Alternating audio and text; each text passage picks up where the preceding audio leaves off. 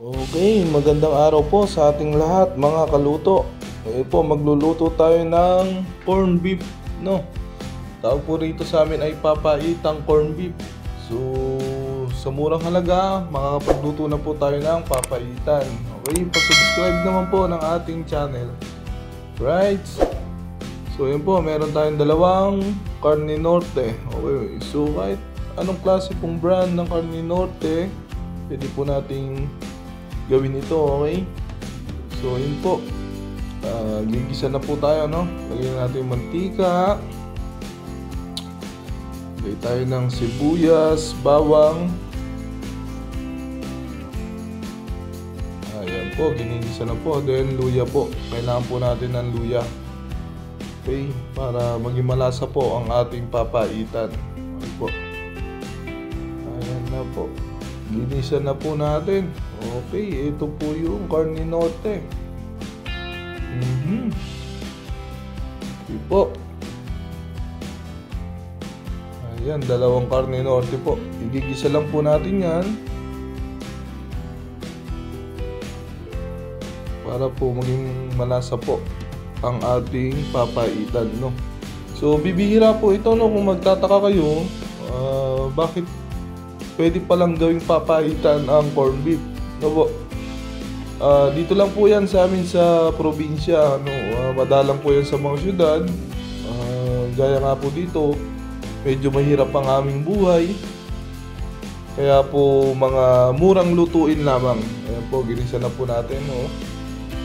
Ayan, medyo pumuputok-putok na po. Lalagyan na po natin ng tubig. Okay, sasabawan po natin siya. Para may soup po tayo, no?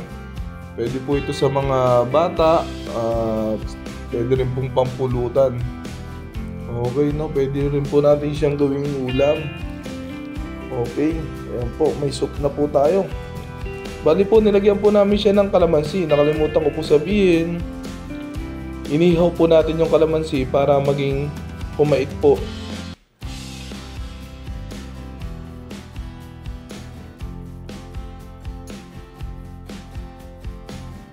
Ayan po, kumukulo na po siya, no? Okay. May sili, kalamansi. Yan po yung magpapasarap po, no? So, try nyo rin po sa inyo, no?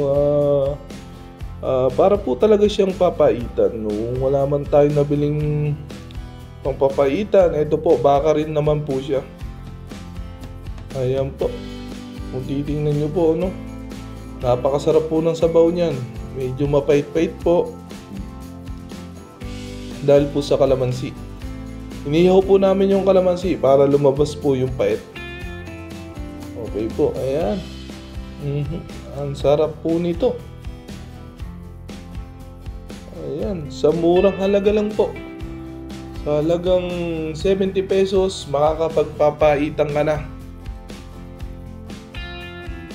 Ayan po. Hindi mo na kailangan pumunta ng karinderya o sa bayan. Pakuluan nyo lang po yan, oh. Sarap po nito. Maraming salamat po.